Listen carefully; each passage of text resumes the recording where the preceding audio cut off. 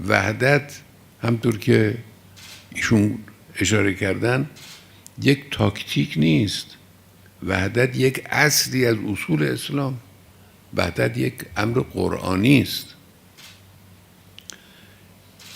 اینی که میفرماید واعتصموا بحبل الله جمیعا ولا تفرقوا، این خیلی مهمه. یعنی در اعتصام به حبل الله هم که مهمترین کارهاست اجتمعوا، اتفاق در حتی در اعتصام به حبل الله مظهرش مثلا حجه، مظهرش نماز و جمعه است،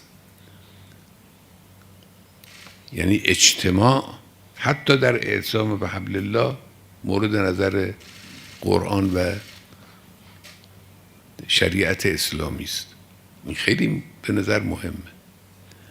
یا در این آیات سوره حجرات و ان طائفتان من المؤمنین اقتتلوا فاصلحوا بینهما، خب فان بغت احداهما علی الاخرى فقاتلوا التي تبغي حتی تفیء الی امر الله. یعنی مسئله اتفاق و اتحاد انقدر مهمه که اگر کسی بغی کرد باید با اون مقاتله کرد، با اون مسلمان باید مقاتله کرد برای این کور به وحدت برگردونیم. انقدر وحدت مهمه. اینا رو نمیشه ندیده گرفت. بعدم که انما المؤمنون اخوه فاصلحوا بین اخویکم، یعنی یه اصل قرآنی است. اینو ما نباید غفلت کنیم از مسئله وحدت.